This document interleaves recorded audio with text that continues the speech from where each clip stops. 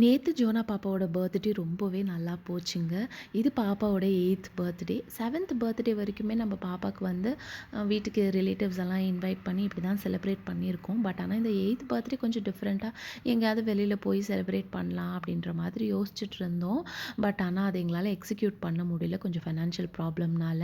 But ஆனா பாப்பாக்கு இப்படி செலிப்ரேட் பண்ணதே ரொம்ப சந்தோஷம். என்ன ரீசன் அப்படின்னு பார்த்தீங்கன்னா, லாஸ்ட் பர்த்டே அவ செலிப்ரேட் பண்ணப்போ அத்தை, மாமா, பாட்டி இவங்க எல்லாம் இருந்தாலுமே அவளோட ஃப்ரெண்ட்ஸ் எல்லாம் வந்து வர முடியல. ஏன்னா அவளோட ஃப்ரெண்ட்ஸ் எல்லாம் கொஞ்சம் தூர தூரமா இருந்தாங்க. பட் ஆனா இப்போ நான் வந்து அப்பார்ட்மெண்ட்ஸ்ல இருக்கிறதுனால இந்த அப்பார்ட்மெண்ட்ஸ்ல நிறைய குட்டி பசங்க இருக்காங்க. அவங்கெல்லாம் கூட வந்து கேக் கட் பண்ணி பாப்பாவோட செலிப்ரேட் பண்ணதுல அவளுக்கு பயங்கர ஹாப்பி. பாப்பா சந்தோஷமா இருக்கணும் அப்படிங்கிறதுக்காக தான் இந்த அரேஞ்ச்மெண்ட்ஸ். ஸோ அவ ஹாப்பி ஆயிட்டா அப்படிங்கிறதுல எங்களுக்கு ரொம்ப சந்தோஷம். நம்ம சேனலில் for the first time long video upload பண்ணியிருக்கேன். இந்த பர்த்டே ரிலேட்டடான வீடியோ தான். ப்ளீஸ் டைம் இருக்கிறப்ப பாருங்கள்.